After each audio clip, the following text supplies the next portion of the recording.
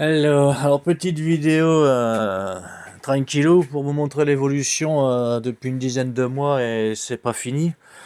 Donc vous avez déjà vu une grosse partie de ce que j'ai fait et je rajoute. Donc toujours mon histoire de tous mes panneaux solaires sur le toit avec de la revente totale et avec de l'autoconsommation.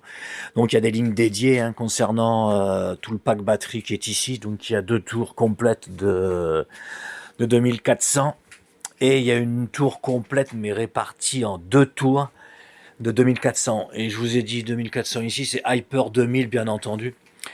Et ici, donc deux fois de demi-tour sur des 2400 AC. Je vais rester sur ce modèle dans la mesure où j'ai l'autorisation de réinjecter 7200 watts que j'ai bridé volontairement à 4008 car j'ai 4700 watts de pic et je n'ai créé malheureusement qu'une seule ligne de 5 prises car j'ai une autre station en 2.5 mais j'ai déjà préparé une ligne en 6 carrés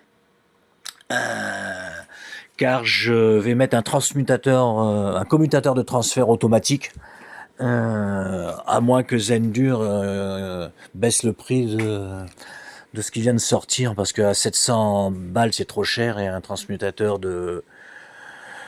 commutateur de transfert ça vaut moins de 100 euros. Et donc ouais, j'ai ma petite Land Power que j'emmène dans mon van tranquillou. Donc c'est un petit peu pour vous montrer l'évolution.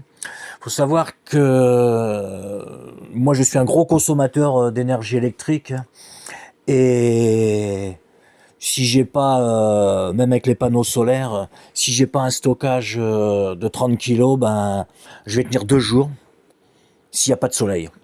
Et je pense qu'on est tous un petit peu dans ce cas-là. Donc je vais augmenter ce stockage, là je suis donc à 30 kg, je vais passer donc à 48, je rajoute 18, 3 batteries sur chaque 2400. Et ensuite, en 2030, cette production qui est ici en revente totale va passer à alimenter les panneaux, les batteries. Ce qui fait que je vais passer à 7,5 kg de panneaux solaires sur le toit. Donc là, je vais pouvoir enfin être en autonomie totale. Plus de 3 jours.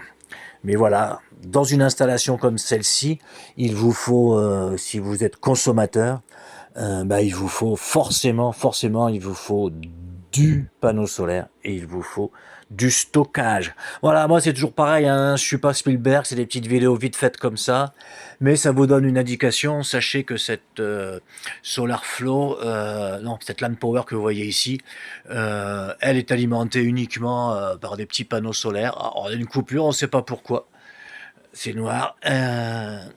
Et donc, et après, j'ai une prise dédiée pour elle sur la ligne Zendur, sur lequel j'ai branché ma petite prise. Je n'utilise jamais les prises AC, car quand on les utilise, ça décharge la LAN Power. Donc, je préfère directement travailler dessus. Voilà, donc tout ça, ce sont des installations qui sont en cours. Tout est sécurisé pour obtenir l'autorisation de Zendur pour renvoyer plus de 3000 watts. C'est énorme, c'est pas facile. Je voulais vous dire aussi une chose, sachez que quand vous avez une tour de vide dans le mode HEMS, eh bien vous êtes d'un seul coup limité à la norme française si vous êtes en France depuis le janvier 2026. Vous ne pouvez plus renvoyer que 900 watts. Il faut donc sortir la tour qui est vide. Il faut la sortir du HEMS et vous pouvez balancer enfin tout le cumul des tours restantes. Parce que l'application Zendur, son HEMS, détecte une panne et donc il se dit il y a un bug, il y a quelque chose qui ne va pas. La tour qui est vide, il se dit ça ne va pas, ça ne va pas. Et donc il vous oblige à passer à la norme nationale, 900 watts en France, 800 watts en Allemagne. Donc sachez-le, ce n'est pas anormal du tout, c'est juste une question de sécurité. Voilà, je vous souhaite bon courage à tous et bon élec.